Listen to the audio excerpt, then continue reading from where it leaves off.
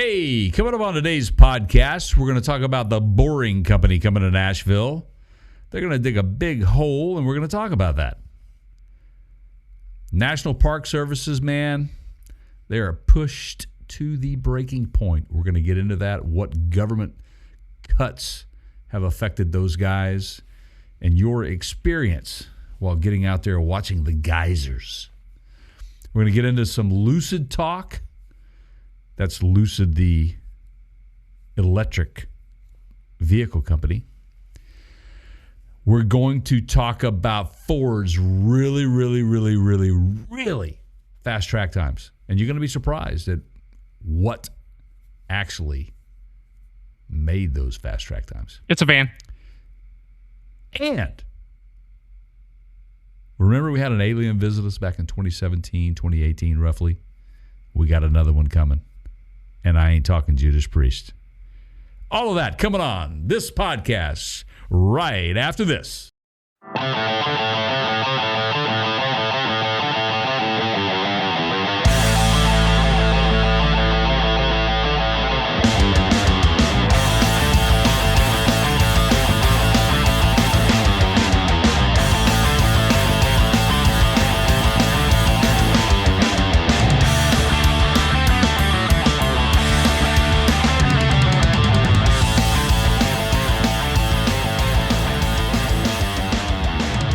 Hey, everybody. Welcome into the podcast 174. We are almost getting to 200, guys. Thank you for subscribing, liking, listening, watching, supporting. We appreciate it. We would never be able to get to 174 without you guys. So thank you so much for all of your support. Say hello to my friend Keith, my co-host and partner in crime. The man behind the scenes, the myth, the dude. What's up, Keith? Hola, amigos. Oh my goodness, what a whirlwind week we've had, huh? Yeah, it's been good for us from a content perspective. I feel like I'm selling my soul out a little bit, but yeah, it's been fun. It's been eventful. I have, and I'm gonna throw this out here because I know he doesn't listen to the podcast. Ooh. Been doing a little bit of car homework for Side Shot. Ooh. We're at that stage, everybody. It's yeah. So I'm gonna stop short of anything that offers detail there, but yeah, it's gonna be safe for him. Well, yeah, you know that's the it's teenage boy, right? So well, that's a parental obligation, man. You got to make sure it's a good fit for him and safe and reliable. So that'll be interesting to see what it is. I know you, man. It'll be an interesting. I just put it like this: it's a car that I would drive in case I have to take it away. Like, good call. You know, like. Yeah. Good call. Here goes my video again. Anyway, yeah. Yeah, it's crazy. What's up with that, man? I don't know. We're just going to roll through it. I think it's the alien. I think it's the 31 Atlas. Well, it's fine and then it isn't, but we always get that warning that says, like, it'll be better. Trust us, it'll be better in post. So I hear you, man. I hear you. It always is. The last one was fantastic. I enjoyed it. And I'm glad we're kind of back to the, even though I like hanging out with you, I just kind of feel like this setting, our setting, how we do it this way, seems to always kind of come out better to me. Yeah, it's kind of weird. We go to these events and shows and stuff, and it just rolls out naturally, and it's fun and all that. And yet you get into these modes of like this, like you guys, we were doing this remote recording thing before anybody had a platform. We were kind of hacking it together. True. And then everybody started releasing products that worked or mostly worked. Yeah, and COVID hit. That certainly introduced the need for that. So, yeah, we've been doing this a while this way. It's worked for us in the past. It's working for us now. it'll continue to do well for us. But yeah,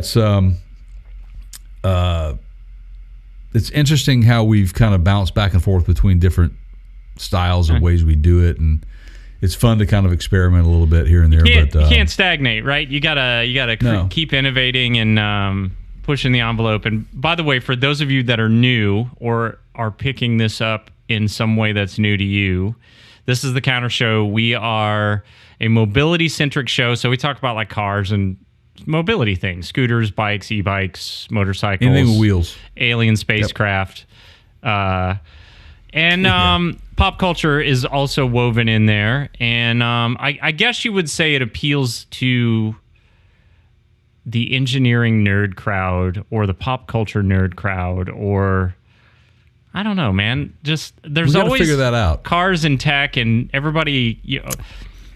The best thing that I can give you as an analogy is it's stuff you would talk about when you're sitting around at a parts counter or with your buds, wherever you're sitting, right? Yeah, we didn't have any water coolers whenever we came up with this thing, and we just had a parts counter. We're sitting around an auto parts counter. Well, it could be a bicycle parts counter. The good news, Jay, is eventually, maybe, possibly one day, we could just take a tunnel to connect. Ooh, we could. That sounds a bit boring to me, but I love the traffic, so why would you want to go into a tunnel? Right, yeah. Sadistic. So we're both in Nashville, even now as we record this, and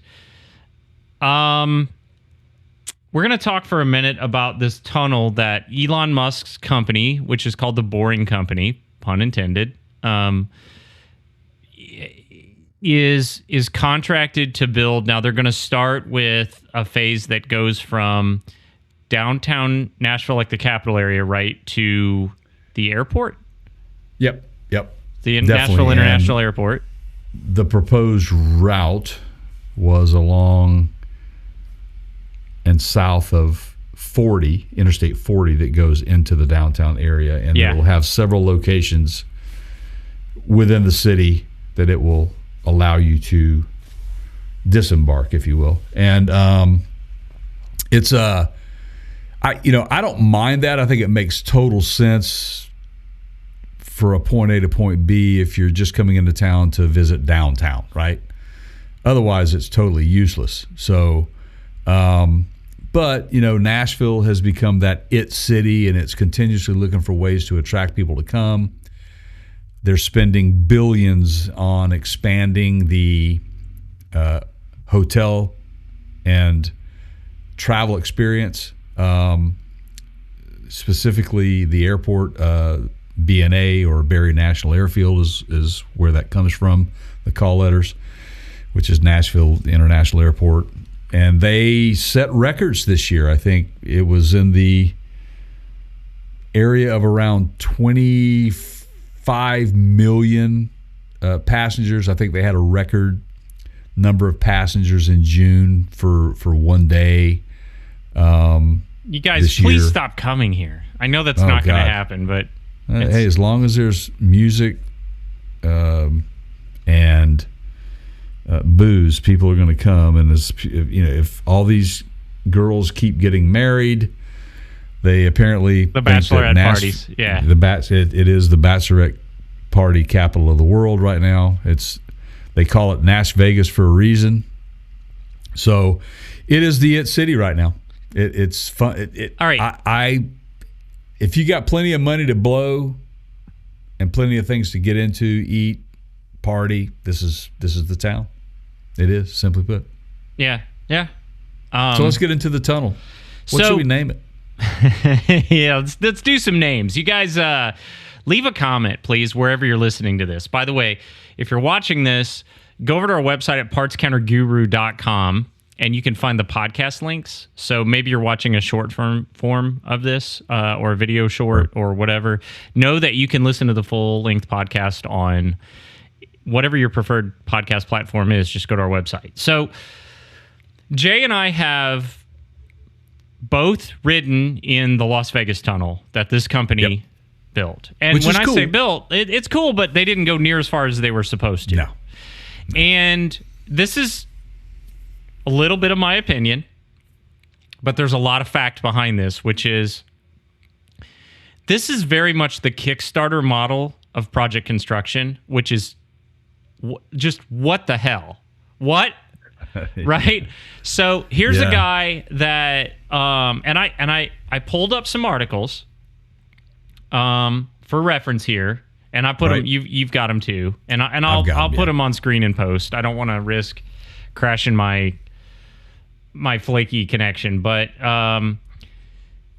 basically this company doesn't ever finish what they started, and it's interesting. will get you a tunnel, but the length always ends up being it's kind of the, you know, there's got to be a penis joke in here somewhere, but the Vegas tunnel, like I pulled an article from a couple years ago that hundreds of millions in venture capital, and 7 years later they've only just done 2.4 miles of total tunnel development. So the LA and Las Vegas, right?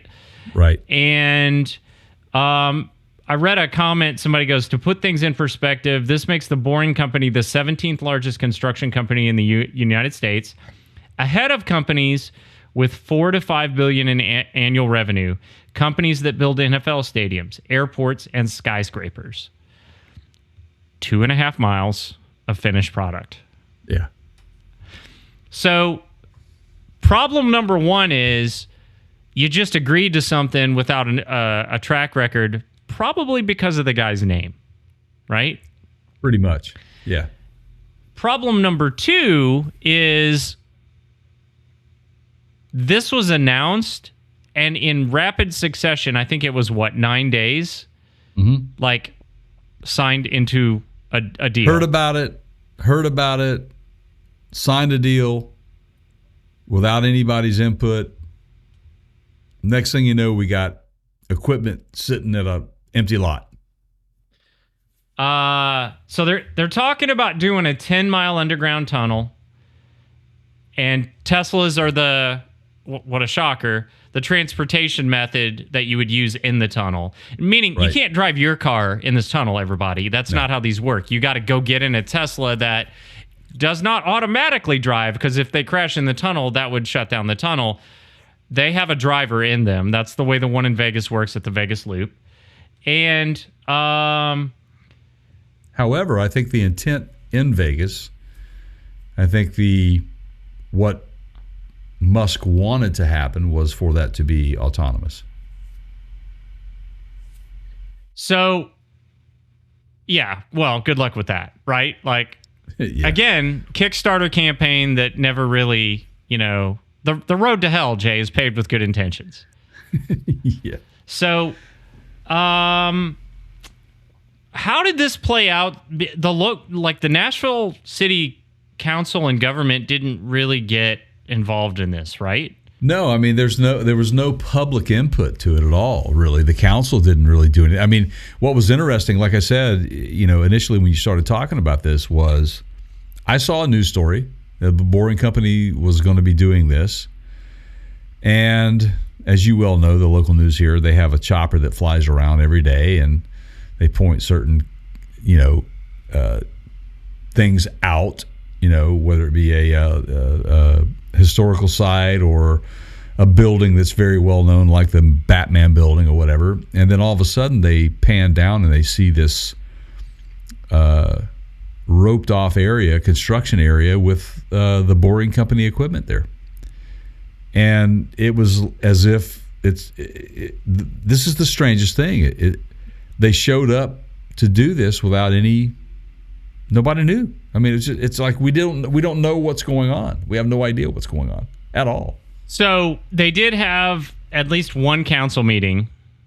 Here's the thing, and this is gonna make my blood pressure skyrocket, but basically the tunnel, the location, and the endpoints that Jay already laid out are really set up to serve tourists more than locals. Mm-hmm. Okay.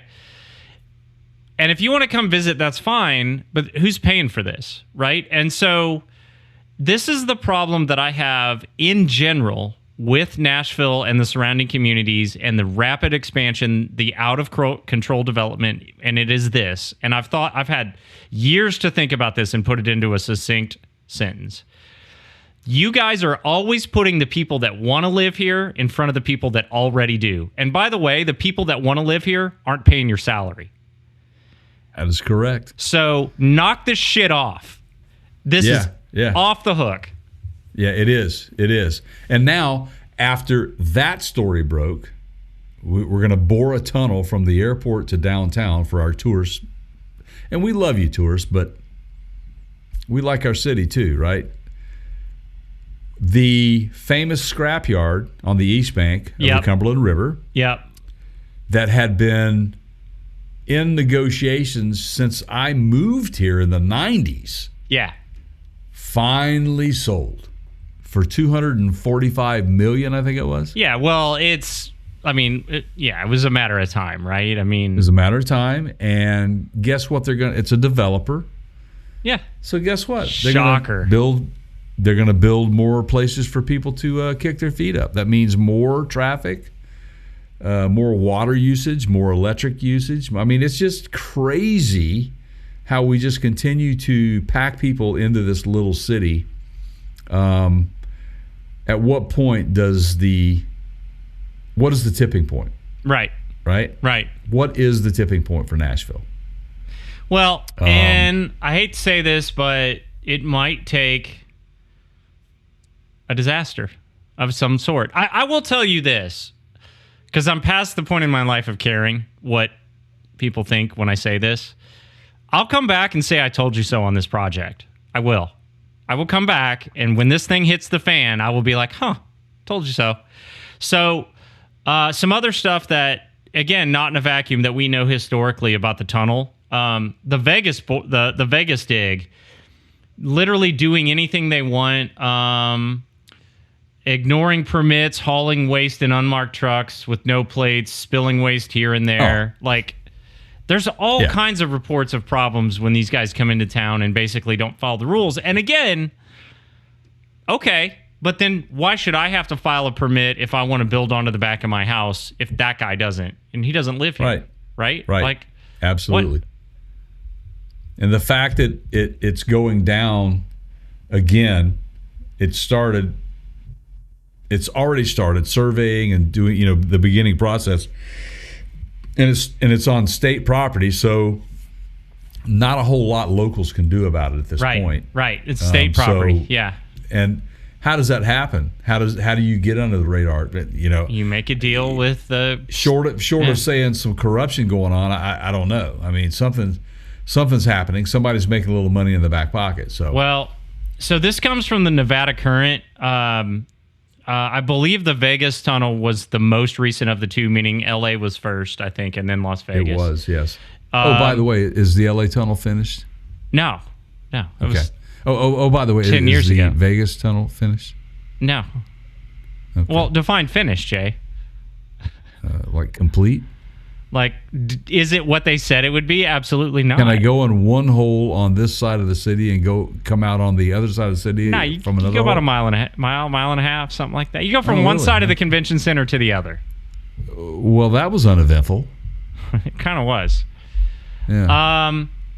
So they made the Dirty Dozen list, which is apparently a list in Nevada for like construction companies that are bad. Workers at Musk's SpaceX and Boring Companies say Musk is obsessed with speed but disregards safety, emphasizing profit over the well-being of workers. The Boring Company did not respond to a request for comment. It's just a flesh wound. Yeah, right. Workers report lack of training, no protection from extreme heat, and retaliation, including threats of deportation for reporting safety concerns. We're not interested in commenting at the moment, a company representative said. Anyway, so Crazy. This is not going to go well, you guys. No. It's not. And I'm saying that from a position of looking at past activities and conduct. Correct. And you couple that with a city that is known for not thinking ahead. Right. They only see what's right here. Money, money, money. It's a money grab. It's always a money grab. Right. Speaking of money grabs, Keith.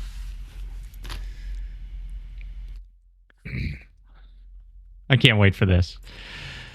All right. So Jay's pumping some iron over here. What is this thing called? Oh, God, I don't know, man. I think there's a Mr. Sculpt out there. There's oh, my God. What's this thing supposed to do?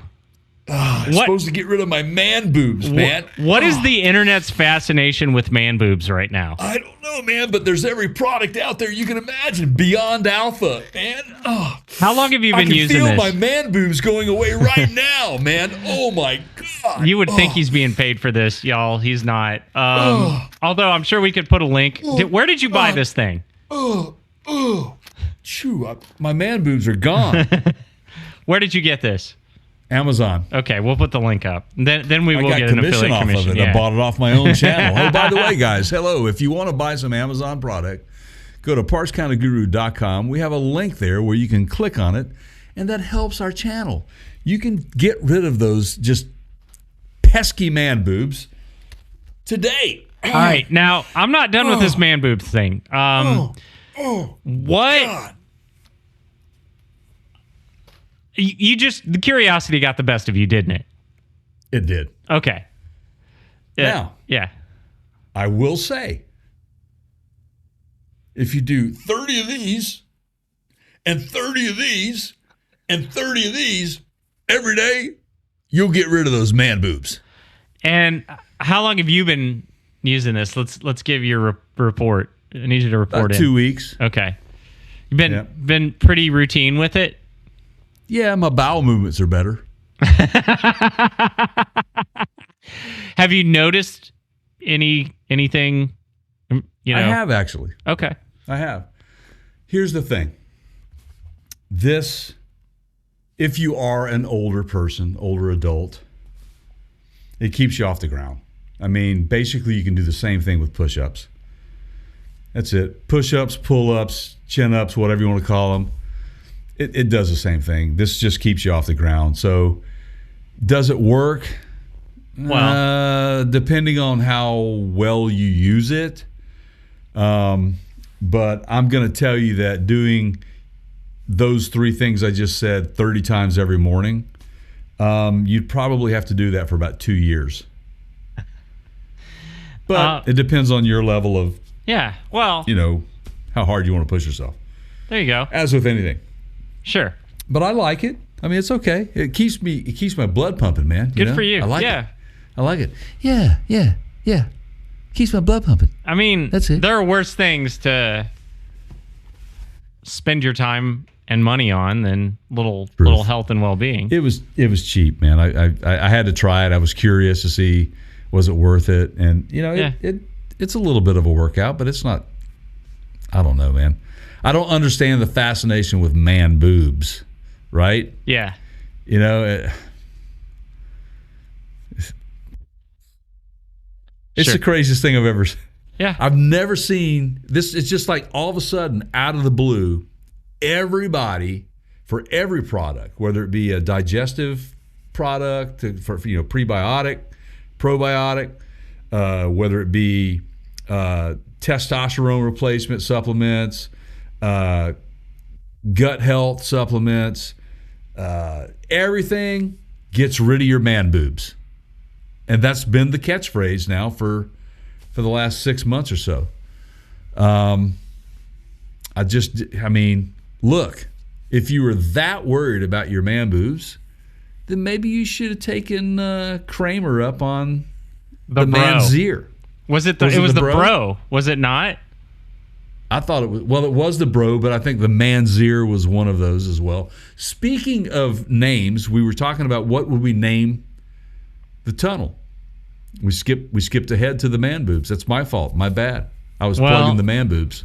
Now we have to tie man boobs bro somehow into this Nashville tunnel. I'm going to call it the Munnel. The Nunnel. It'll be the Nunnel because it's not going to happen. They'll never finish it. You'll get none, and you'll like it. Honky Tonk Express. I'm gonna do something that the Broadway Bowler. That people do. Well, maybe if I can. There we go. So I'm on my favorite AI chatbot platform. Oh, okay. Okay. Let's see. Give me some clever this will be interesting. parody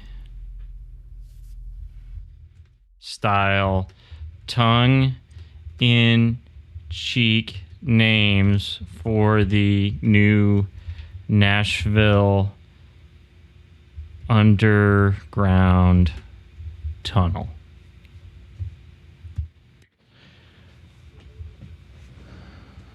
Nashville Hot The Tunnel. Honky Tonk Tube, so you weren't far off. Yeah, there you go. Guitar Pick Honky Tonk Passage. The what? Guitar Pick Passage.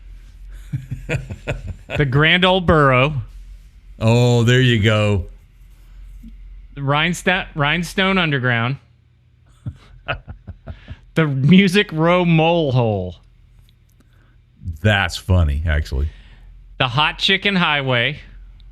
I was almost there. Biscuit Boulevard Below. The Gulch. Oh, I love it. That's perfect. Broadway's Basement Bypass. The Predator Passageway, which in parentheses says after the hockey team, not creepy people. Okay. That pucking tunnel, man. The Nash Hole. Music City's Middle Earth. Subterranean Songway. The Underground Railroad to Lower Broadway. The Concrete Country Corridor. Okay, and now we get into some self-deprecating local humor. Ooh, The traffic solution that actually works. The we should have built this 20 years ago tunnel. The I-65 escape hatch. The avoid the tourist tube.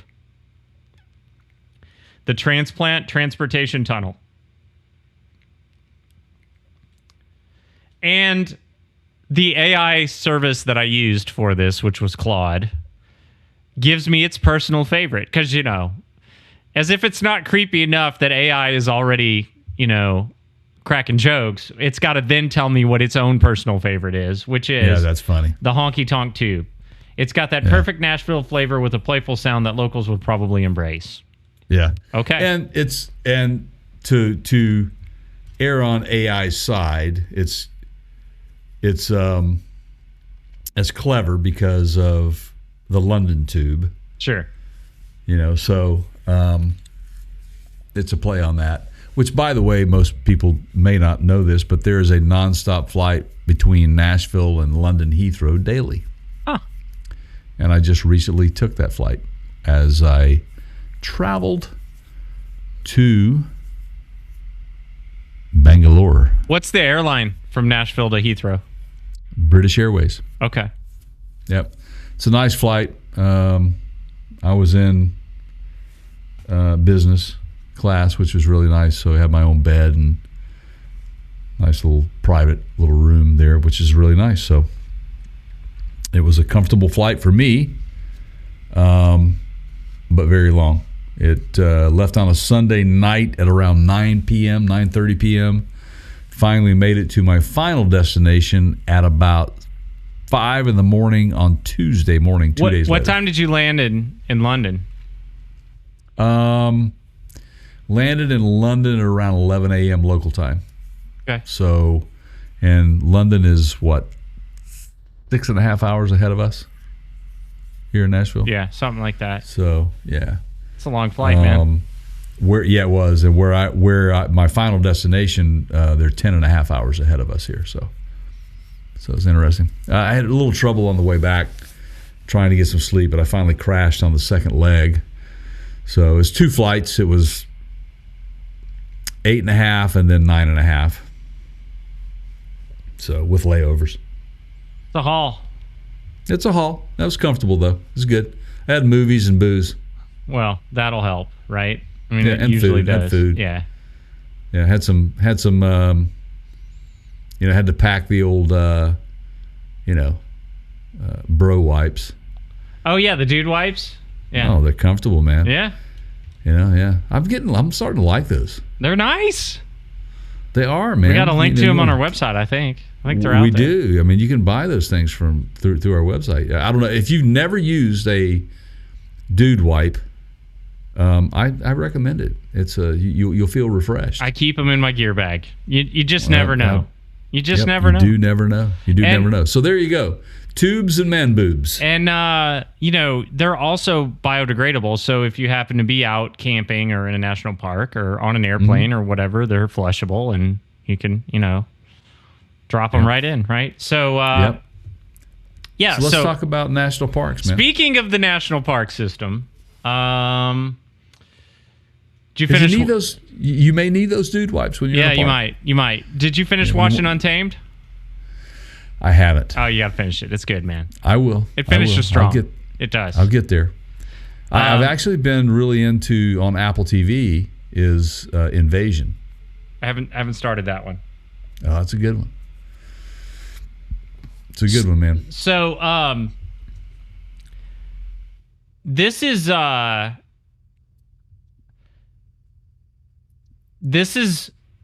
recurring theme in a lot of the national parks, especially the big ones here in the United States.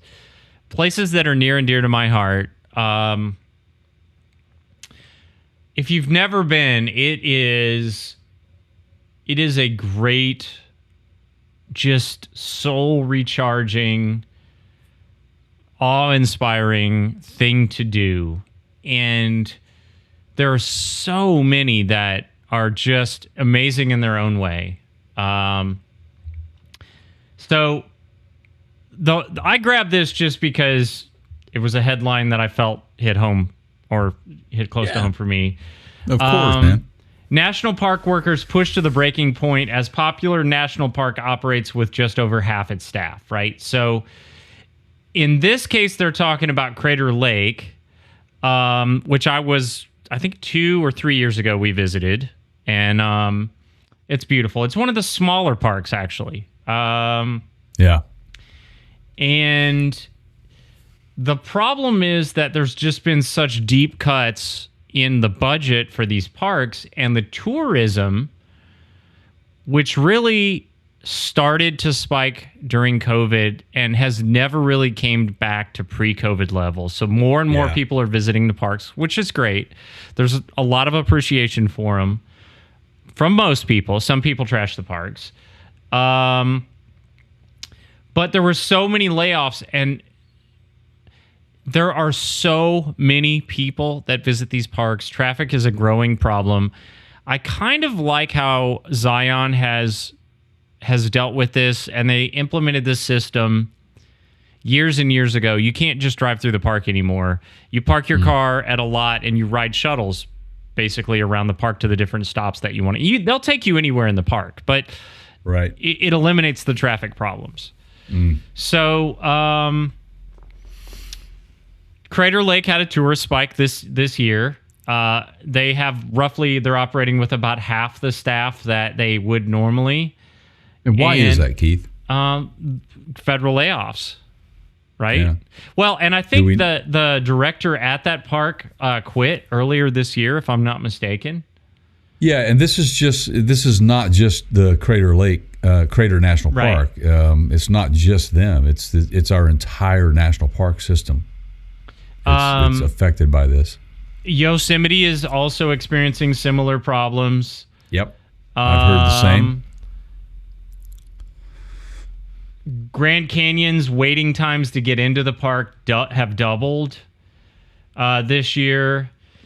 And I know that part of the reason that we stopped going was a lot of them have now gone to a lottery system. Jay, last year when we were in Estes Park, we got in, I think it was in September. Yeah. And they had just stopped the lottery system for the season because, everybody's back to school and all that. Summer vacation season's over. But during the summer, it's a lottery. Like, you literally can't just get online in March like you could 3 years ago and be the first one in line to book a spot online. It's now a straight-up lottery system. It's not enough that you're the first guy in line. You also then have to take a number and then wait to see if they call your number. Right. Which I think is fair, considering the number of people who want to get in. Right. Sometimes your number gets called, sometimes it doesn't. So it's a hot mess right now. And to give you an example of the Crater Lake, which is in Oregon, they are operating with 4,500 workers, even though there are 8,000 positions available. Yeah, which is insane. I'm just reading the same thing, man. It's talking about stretching, thin your workforce. That can't be good both physically and mentally. So just if you've ever been to a theme park, okay, Disney World, Disneyland, whatever, SeaWorld, Universal. Think about, and that's in a much smaller space. Think about the number of people that you see in those parks, and think about the ratio of staff that you see. You can't walk 40, 50 feet without seeing an employee, right? Right. So it's a similar scenario in the national parks in terms of the volume of people that are coming through, but the ratio is much, much slimmer, much fewer, much smaller, and these are not scenarios where you want to be. I mean, everybody thinks they're, John Muir, but you get out there on your own and you get into trouble and you need help. There may not be help. Right. And that's not good because some of those locations are very remote. Right. And I've seen this firsthand. People do dumb things. It affects me. Right. Yeah, some guy pisses off a bison and, it gores my car or whatever, right? Just lost your audio, Jay. You muted yourself. There you go. You're back. That's what I get for trying to do things. Yeah. So, it's crazy. I hope we can get our national parks back under control. We've had some really, I don't know what to believe or what's going on. I mean, the Earth does go through some changes, but I've seen, I saw the hydrothermal explosion that happened recently at one of the national parks. The big geyser that blew up with rocks flew out of it and everything. Guy said it never happened before. They hadn't seen it happen before, and it blew part of the boardwalk away, and people were injured. So, the Earth is obviously going through some changes right now that we have. For people that think they can predict these things, good luck with it. I think this is just kind of cyclical things that we're going through right now, and there's fingers pointing at Mount Rainier. The whole Pacific Rim is about to undergo something, and we're just not quite sure it is what it is. But could it be aliens, Jay? Oh, it could be. Could be 31 Atlas. So this thing is, Jay found this. What? Like when? Okay, I need to know. So the first one that we talked about on this program, we've been doing it that long, was how did you say it? Go ahead. Mamu or something like that. So and the same guy spotted that one as well. I guess because that's what he does, right? Yeah. I mean, come on. You just search for aliens, right? What? This is the second one that has come through our space. That does not take on the shape or look or texture of a normal comet or anything like that. It's almost metallic like it is an actual spaceship or scout ship, if you will.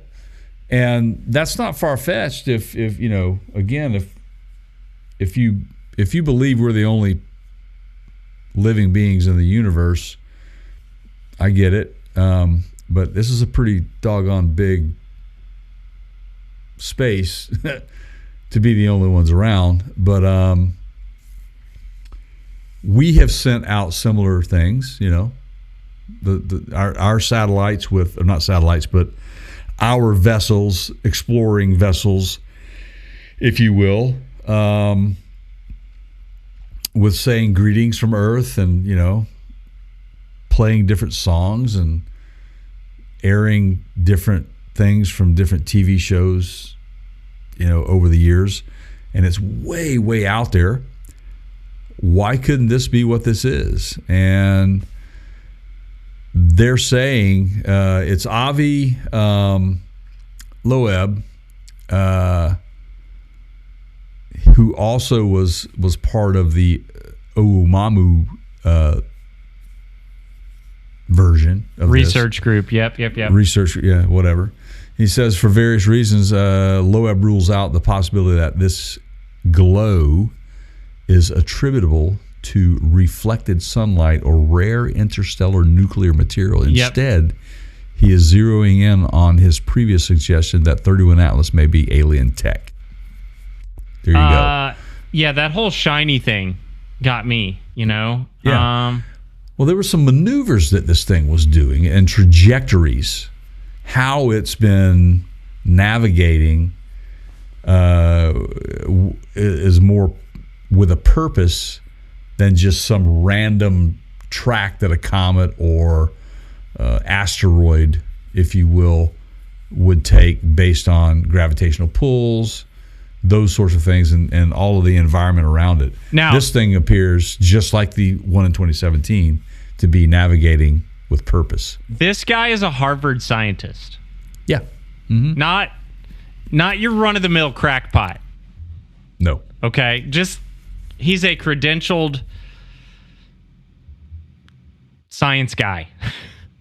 Right. Astronomer. Says it does not look like a random occurrence either. And this is the second one, guys. The second one. He wants NASA to send the Juno probe to intercept it. I saw that, and it's which sounds like the great starting point of a movie script, right? Could we get Marlon Young to head up the space program for that? Yeah. NASA says 31 Atlas is a comet that does not pose a risk to Earth. Its name derives from the fact that it's the third known interstellar object from outside our solar system. It was discovered by the Asteroid Terrestrial Impact Last Alert System. Now, Loeb contradicts that with his knowledge of what the comet should look like, and it doesn't appear that way. It appears to be a shiny metallic object, again with a trajectory that seems to be with purpose and not by gravitational pull. And so they're waiting for its trip around the sun to determine what the next moves should be. So it'll be interesting to see how this pans out too. Again, you know, folks, and not getting in too deep with, you know, hey, I believe in aliens and all that kind of stuff. But, you know, what's interesting to me is that we've all, you know, growing up through the years, you know, living and seeing these alien videos, these UFOs or UAPs or whatever you want to call them, and now, you know, you've got pilots that are coming forward that are part of our defense program, saying, you know, I know what we saw. It is not humanly possible. We know that there is no craft out there that can do this. We're in this every day, so it's definitely not of this earth. If it is, then we're not doing a very good job of intel. right? So it's quite interesting that the frequency of these types of events that are occurring just in the past decade has been exponential. And so it's interesting to watch, and I'll be interested to see what happens. And here's the other thing too. You know, we always some of the things you hear about when we have earthquakes that might involve nuclear power plants, facilities, that all of a sudden the UFO sightings increase tremendously, like they're looking out for us. That has happened recently again with some of these earthquakes. Or are we their version of YouTube where they're like, look at this dipshit. Right, man. Yeah. Bad boys. What you gonna do? So if you want to see this thing through the month of September 2025, you do need a telescope. Binoculars will not cut it. You need a decent telescope, and it's going to be passing through a couple different constellations here, Scorpius and Libra, throughout September. Mostly in Libra, towards the end of September. So there are a couple really good stargazing apps. I have one. We have a pretty decent telescope. I have one that I can actually hook my phone up to, and it'll let me take pictures through the telescope. Oh, nice, man. And that's very cool. Yeah, I need that. The one that I use, and I think it was free, but even if it's not, it's worth it. It's called Astropheric, and what it does is you give it your location in the app, or you let it access your location. And then it pulls the weather reports for cloud cover, and it'll give you a overnight, like, when are the best viewing periods based on your location to look at the stars. That's pretty cool. And it shows you the cloud cover and when it's the most clear and all that. So yeah, it's a good one. When it comes to tech, things like that, I love it. Right? Yeah. Now, when your camera feed keeps choking, that's a different story. But that's a different story. So yeah, I'll post the links for that, and look up, guys. Look up. Yes, look up in September. Coming soon. So, have you ever driven a vehicle that has the start-stop option on it? Oh, yeah, many. What do you think of it?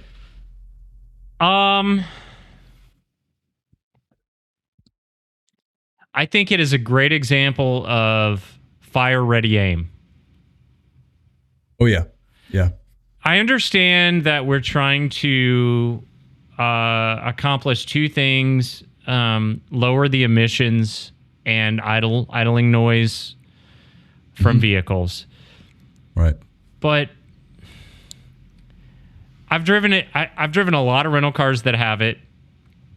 First of all, half the time it doesn't even do that, because, like, in the summertime when it's really hot out, it'll flat out tell you on the display, climate control is preventing your start-stop from working, because the air conditioner has to do its job, right? Yeah, it's got to work. The other thing that I have found is, especially when you first take off in the vehicle, you know, you've started the vehicle, you've put a drain on the battery, you got to let that charge back up. Start-stop doesn't work for 5-10 minutes because it's got to recharge the battery.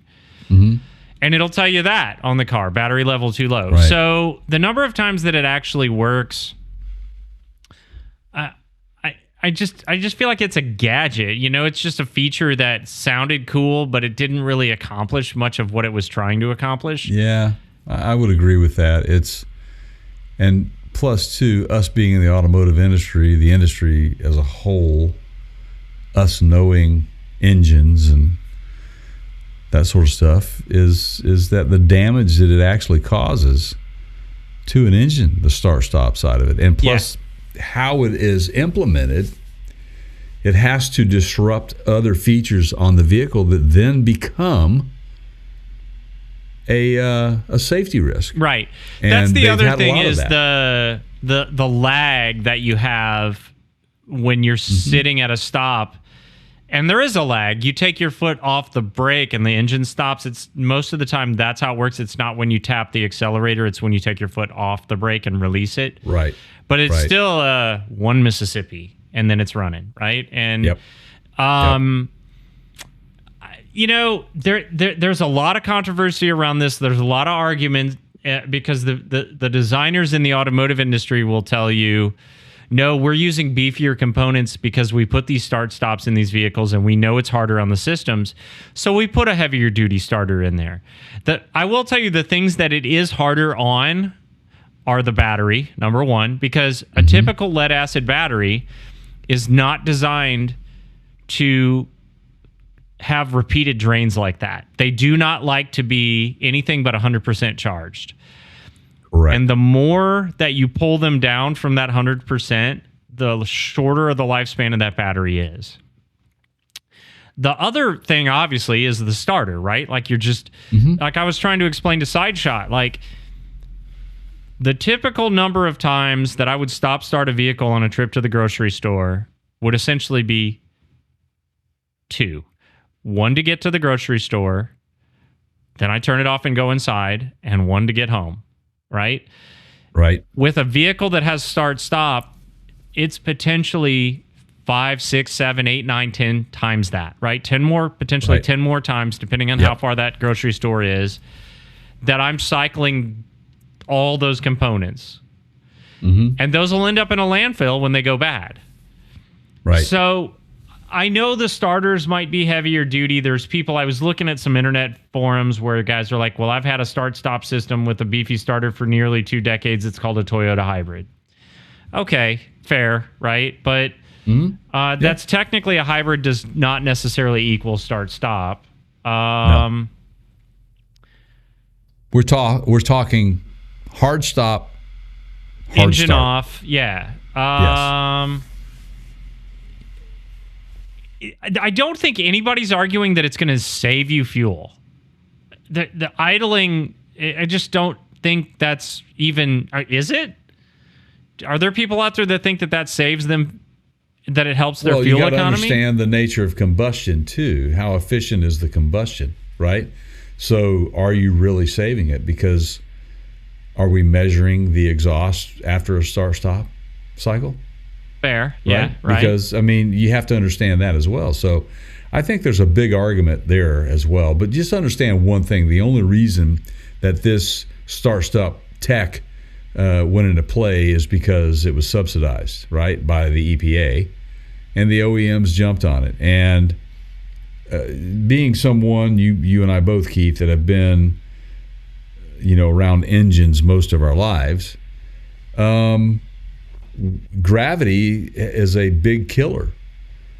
And where that comes into play, we're talking about the oil, right? So you stop.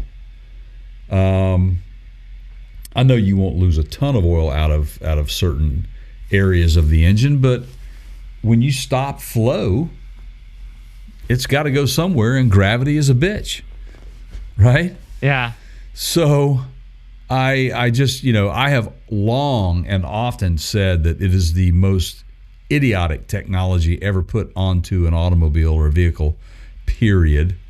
And but unfortunately, we were kind of forced to have to deal with it. And when I say forced, there are some vehicles out there that you can't even disable the damn thing. So one of the vehicles that I bought had it, and that's the first thing I did was disable it because it gave me the option to do so. So I would never drive. Yeah, Sideshot was like, "Well, Dad, just turn it off," and I went, "Right," but a lot of them now it defaults to an on every time that you turn the it's like a if nuisance. you turn the engine off, get out of your car, lock it, come back, it resets itself. So you got to remember, right? Yeah. For me, it's similar to the tech that every time I get out of my vehicle, just because I open the back door of my vehicle once and then I drive away and then I stop and I get out, pops up this warning, make sure you check the back seat. Well, I don't have any kids. Why do I need that? Well, maybe there's somebody else's kids, Jay. I mean, they could have gotten in there when you weren't looking. Could be. I agree with that. That's a good point. But you see what I'm saying? It's like it's. I don't think it's necessary. I just don't think it's necessary. It could be a great way to meet single moms. Hey, excuse me, would you mind helping me out here? My car keeps asking me to check the back seat for children, and I don't have any. Mine are all grown. How can I fix this? Right. I don't know. I mean, it's a conversation starter at the very least, right? So I bring this up because the current EPA administrator, that's the Environmental Protection Agency in the United States, his name is Lee Zeldin, wants to get rid of this start-stop requirement.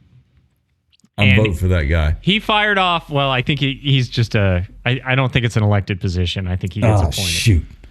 But he put out a social media post a couple months ago that said everyone hates this, and he just suggested that the start-stop feature, it was basically a climate participation trophy for automakers. And he's not wrong. He's not wrong. Not at all. Not at all wrong. Again, subsidized. Since 2012, the EPA has subsidized this tech in the automotive industry since 2012. So, look, if I'm Ford or GM and you're going to write me a check for every car that I make, I'm going to put that stupid button in there, and I'm going to tell you it cost me $5,000 to put it in there, and it probably cost me $500, and I'll take your check, right? Like, that's right. Sure. Right. Crazy, man. This stuff is just insane. I haven't. Does your new car have it? No. Did you request that? I researched it. Okay. Yes, I remember me telling you that I wanted a vehicle that didn't have all of this tech on it, man. I don't need that crap. I need a reliable,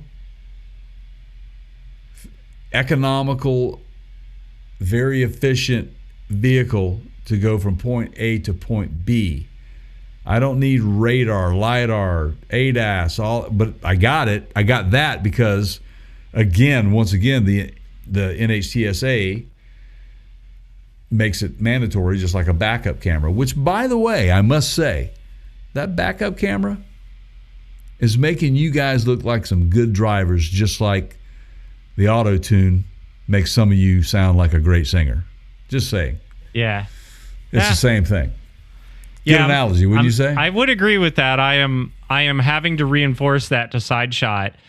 Turn your head around and look behind you. But I can see on the camera. Okay, let me put this in a version that you'll understand. When you take your driver's test, he is going to check to see if you look behind you.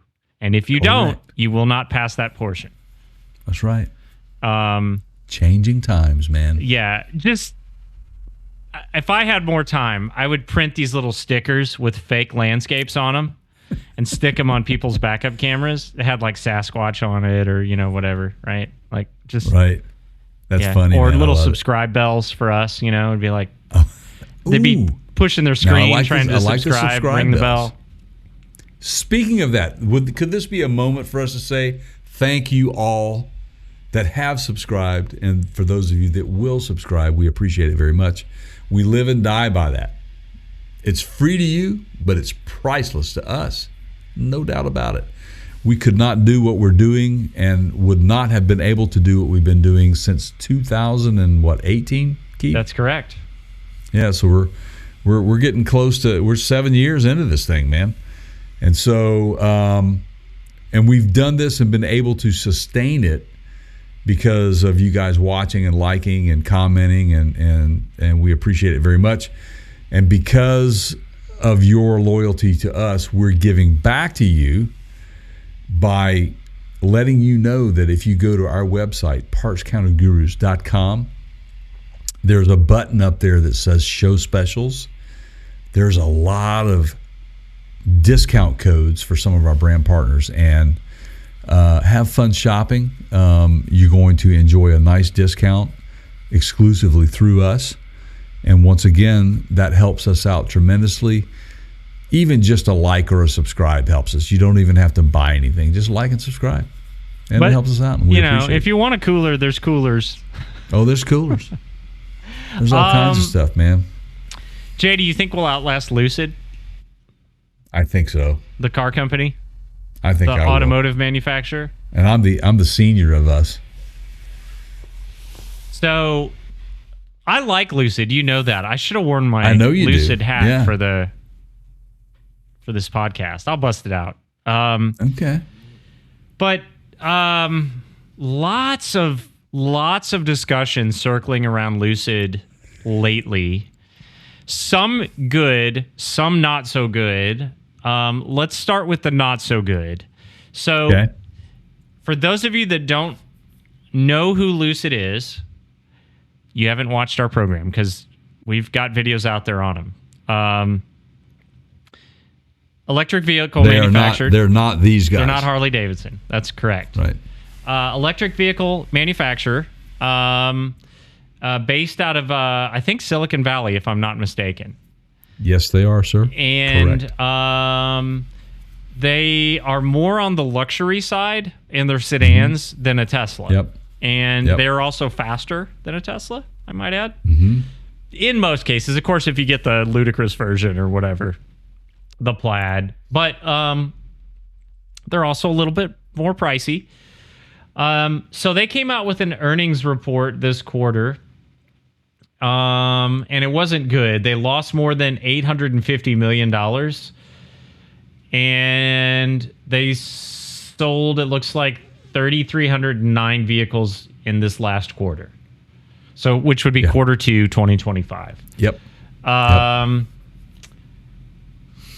But they're lowering their production, and that has always been something. I remember when Tesla went through this, people were like, are they ever going to ramp up production to the point where they're profitable? Right. So their stock took a huge drop as a result. But they have a PIF from Saudi that kind of helps them.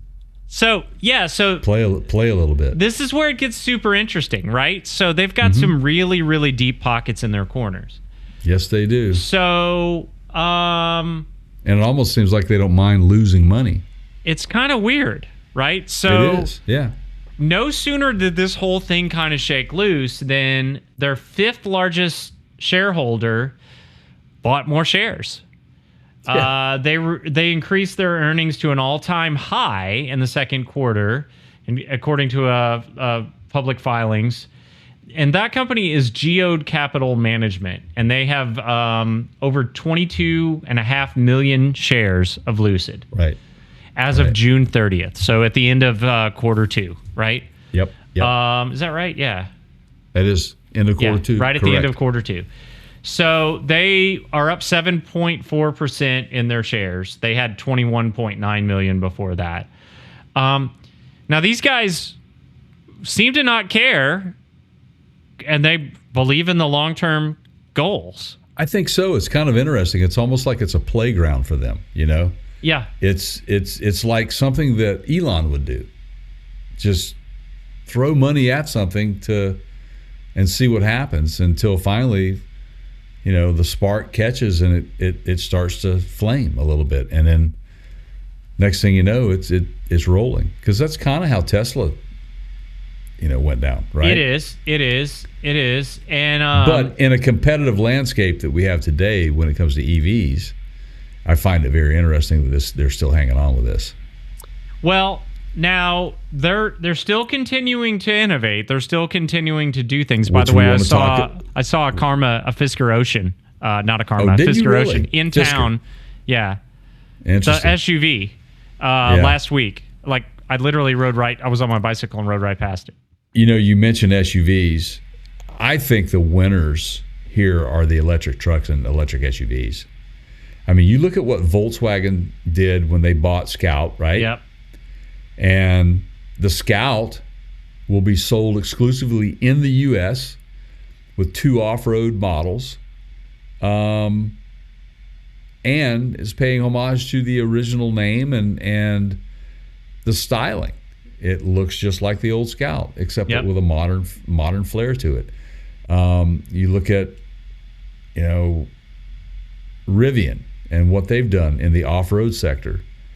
And let's talk about that, Keith. What is Lucid bringing to the table here? Well, so at Monterey Car Week, they premiered a concept vehicle, right? Like, again, here we are with this topic of Kickstarter campaigns.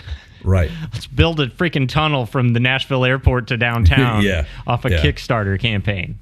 Yeah. I'm not joking. But so this is where we as a society have been fooled and coerced into accept. I've been a part of some great Kickstarters. One of my favorite brands is Peak Design. And every time these guys at Peak Design do a Kickstarter campaign, it's just they're amazing products. I have some of them, but they've never let me down. They have every single time delivered on quality products. Oh, and So I feel like Lucid going, well, okay, so they premiered this Gravity X at the Monterey Car Week Festival at, that's at Pebble Beach, I think, right? Yes, Pebble Beach. And if you don't know what the Gravity X is, the Gravity itself is an SUV. This is their... It's a Gravity Cross is how you're supposed to say it, but Correct. It says X on the side of the car. X, right. It's Gravity Cross. So that means, Keith... What? Are you talking about how is this different than the typical Gravity? The sedan, yeah. And the other Gravity SUV. Well, they're calling it an SUV because it's got that extra hatch space in the back. Yeah. It's got up to 450 miles of range. So that's going to give it a little bit more range, I think, than the Gravity. And then it's an all-wheel drive. Yeah, and they're teasing it with roof racks and all that sort of stuff. And so there, once again, the off-road mechanism here seems to be a big driver for a lot of these EV companies. Yeah, right. Correct. Yeah. So the overlanders, the off-roaders. I mean, I don't oppose electric vehicles getting into that market at all. Rivian's been very successful, and actually they've done quite well on the off-road side. So good for Lucid to dabble into it a little bit. Hell, everybody else has. Why not? Right. Yeah. Absolutely. That's a growing market, by the way. So they may be onto something there, right? Like this might be a smart move that helps them out. But it's going to take more than a concept vehicle, I mean... They'd have to go to production for it to do anything for them, yes, for sure. Where's my DeLorean? The Alpha, right? Yeah, what happened to that? That's a good point. Should we just have an episode where we revisit what we call the, hey, we're coming out, and it never happened? I mean... Yeah, even Tesla with the Cybertruck. Well, how many years did that take? And just insane. This is not a sure thing. It's a concept vehicle. It may never make it into production. Lot has to happen. Absolutely. Ask your favorite boys at Lordstown. Lordstown. God, I forgot about them. Somebody's at your door, Jay. Are they? I don't know. I just heard your thing going. It's my trash pickup, man. Okay. Thank you for picking up my trash, peoples. Oh yeah. All right. So let's end this. I can't believe we packed this much content into just over an hour. Hour and a half. We're into an hour and a half now. Are we? Maybe, no, it's just over an hour. Just coming up on about an hour 10. This is good. So speaking of concepts. Yes. Well, this is not a concept, though. Yeah. Well, it is and it isn't, but it might just be the best one yet. So, Jay, if I told you that there was a van that could do faster laps around the Nürburgring than some hypercars. Now, you mean like Corvette or Porsche? Now, before we even start naming names here, okay, let me explain to those of you. Now, I don't want to be insulting here for you guys that know what the Nürburgring is, but it is, correct me here if I'm wrong, Jay, it is the gold standard when you put a vehicle out that has any kind of a performance component to it. Yeah. They put it on the Nürburgring and they put the numbers out. Absolutely. Because the Nürburgring is that one track that we've all standardized on for determining how fast a car is, because there's a lot in there. It's not a straight line. There's cornering. There's elevation changes. It is a technically difficult course. Okay? Yeah. Yes. So if I told you that said van, okay, was faster than not just any Corvette, the ZR1X, the Porsche 911 GT3, it's faster than the Mustang GTD, Yep. faster than the Audi RSQ8, the Mercedes AMG GT63S 4MATIC Plus. Jesus Christ, Mercedes, can we make that any longer? Right. Can you just, I mean. The BMW M4 CSL, and of course the Honda Civic Type R. I feel like with a way faster. And I'm gone down a rabbit hole here, but are we just, as a Mercedes, are we gonna go Mercedes Pro Air Light Extreme? Like, what the? Right. I know, man. It's the marketing here. I don't know who told some of these marketing people that this is what you do, but as a consumer, could you just knock it off? So, I mean, just freaking knock it off, man. That's a great way to get your ass beat at a car show. It is. What you driving there? Well, it's the So what is this coupe fastback sedan vehicle, Keith? Well, one would guess after hearing this that, okay, Lamborghini's at it again. Oh my God, they are? Or Aston Martin finally came out with a van. Yes. Or Nissan released a new Skyline in a van form. Oh, man. None of which would be true. Toyota's bringing back the Previa? Right. None of those are true yet. This is a Ford. It's the Ford Supervan 4.2. What? So congratulations, Corvette, Porsche, Mercedes, Audi, BMW. You all lost to a Ford van. Now, it's not just any Ford van, to be fair. It's, like Jay said, somewhat of a concept. They bring it back around every 10 years or so. And they do it, I think, just to flex, right? They just want to be, they want to do fun Ford stuff. Wouldn't you agree with that? Oh, of course. So for those of you wondering, we've seen it at SEMA what they can pull off. Oh yeah. I just love the Ford of today. Oh, I do too. They're innovative. So in a lot more ways than they ever were. Yeah, for sure. They've taken risks, and I think it's paid off for them. So, first of all, a couple facts on this thing. Number one, it's all electric. Number two, the official lap time at said Nürburgring is 6 minutes, 48.393 seconds.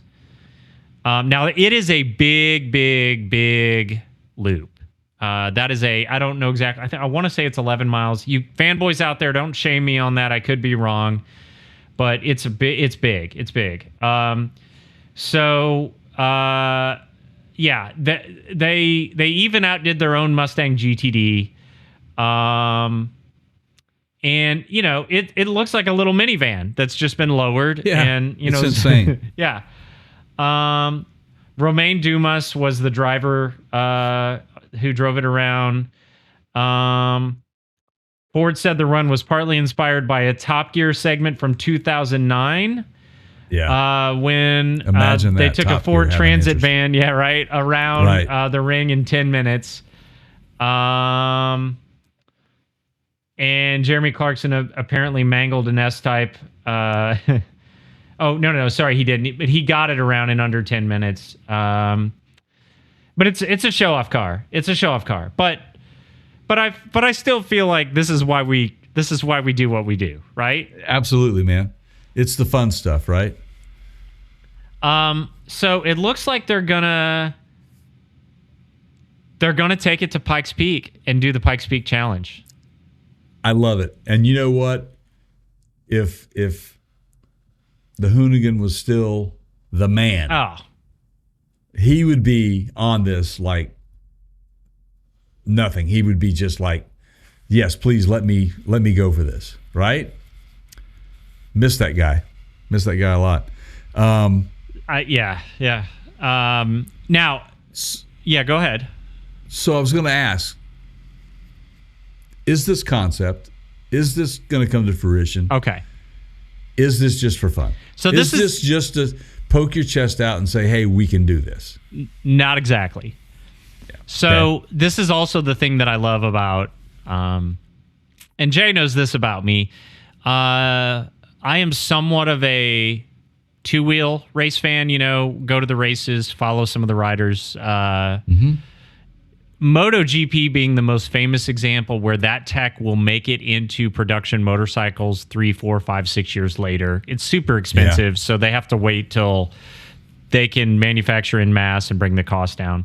That's right. But that's and exactly right, man. I don't know that that's as true in F1, but it's true in the lesser race platforms for sure, where they'll innovate. It's millions and millions of dollars to build those vehicles.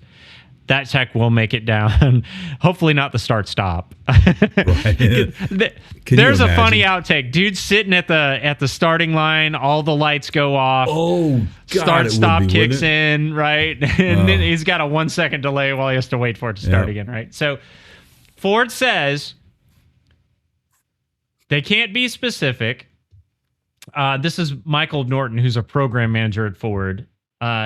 I can't be specific just yet for competitive reasons, but suffice it to say that a number of our future race programs will see the benefits from vehicles like our Supervan 4.2. So they're going to start playing around with this technology, which in turn will make it into your drivable EVs. And here we go. Game on, right? Yeah, you just kind of wonder where that's going to go, because Ford continues to express interest in furthering that electric vehicle side of their business. And we've seen what Ford's been able to do with the Mustang and the Mach-E, that is, and we've witnessed it at SEMA, how amazing that thing is, right? What I wouldn't give for a ride along in this van on a track, man. Oh, that would be just a blast. It would be an absolute blast in a van. Right. Right. Can you imagine living in a van down by the river that goes that fast? I mean, I always have these little stories that play out in my head where these guys are sitting around at a corporate meeting and they're spitballing, and they're like, "Well, what platform do you want to put it on?" And some guy goes, "Right. How about a van? Should we bring back the Pinto and make it all EV?" And 4 beers later, everybody else in the room is like, why the hell not? There you go. Why not? I love it. This is, again, you're right. This is what I love about this industry, is that there is a lot of why the hell nots. And let's just keep it going. In fact, from the electric vehicle standpoint, Corvette released several versions of new concept electric vets, which are going to be not at all out of the question, just straight up freaking badass. So happy for them, and so glad they're taking the risks on that. And I am very fascinated to watch how that story unfolds, because they're pricey. They are. It's a different demographic than your traditional Corvette owner. But they'll sell them. They'll sell them. But those are VIPs, man. Yeah. Those are VIP cars, I think. The technology that is getting put into them, the designs that people have, their design teams, just awesome. I can't wait to see them actually hit the market and we'll see one in person just run around town. Yeah. So we'll see what happens. So, wow, man, you're right. We covered a lot today. Hour 20. Yeah, it's pretty good. It's a pretty good lap time. That is a pretty good lap time. Yeah, it's pretty good. So, guys, thanks again. Subscribe. YouTube.com/Parts Kind of Gurus. We'd love to have you as a permanent guest of our show. Support us, tell a friend, like us, comment, question us, talk to us. It doesn't matter. We love your input. We love your feedback. But mainly we love the fact that you keep returning and watching us, and we really appreciate that. So please tell a friend, get them to subscribe and like, and again, it's free to you. It's priceless to us. It helps keep the show going. We will continue doing this no matter what. So hopefully you guys will help us out. Yeah, you might as well subscribe. We're not going away. You might as well subscribe. You might as well. Absolutely. Absolutely, 100%. So. All right. Jay, have a nice vacation. Jay's headed off Thank to you, man. the beach for a while. And thanks for getting this podcast in before you left. Thanks to you guys No problem, for man. making Love it. us a part of your lives. In the words of John Muir, the great outdoorsman, of all the paths you take in life, make sure a few of them are dirt.